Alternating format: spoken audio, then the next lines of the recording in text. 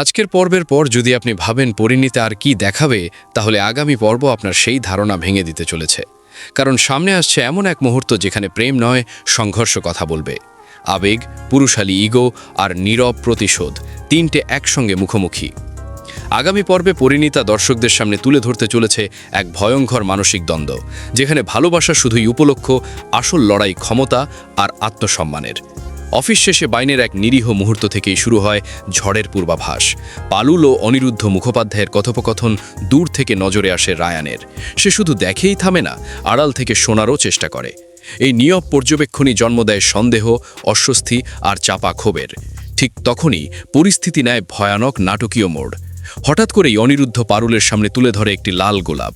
কোনো দ্বিধা না রেখে সে স্পষ্ট জানায় সে পারুলকে ভালোবাসে এবং তাকে বিয়ে করতে চায়।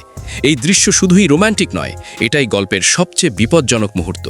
কারণ এখান থেকেই শুরু হয় পুরুষ অহংকারের যুদ্ধ। সবটা গাড়ির আড়াল থেকে শুনে ফেলে রায়ান। তার চোখে জমে ওঠে রাগ, হিংসা আর আহত আত্মসম্মান। এই প্রস্তাব তার কাছে প্রেমের স্বীকৃতি নয়, এটা এক সরাসরি চ্যালেঞ্জ, একটা প্রকাশ্য ঘোষণা ক্ষমতার লড়াইয়ের।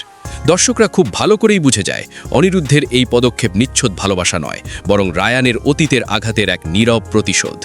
এই পর্বে একটা বিষয় একেবারে পরিষ্কার, এটা আর শুধু পারুলকে ঘিরে প্রেমের গল্প নয়, এটা দখলের লড়াই, এটা অবস্থানের যুদ্ধ, এটা দুই পুরুষের ইগোর সংঘর্ষ, যার মাঝখানে আটকে যাচ্ছে পারুল। সবচেয়ে বড় প্রশ্ন এখন একটাই, এই নীরব যুদ্ধের মূল্য কি পারুল রায়ান সম্পর্ককে দিতে হবে, নাকি এবার বদলে যাবে সব সমীকরণ? আগামী পর্বে কি সিদ্ধান্ত নেবে পারুল? রায়ান কি চুপ করে মেনে নেবে এই চ্যালেঞ্জ, নাকি শুরু হবে পাল্টা প্রতিশোধ?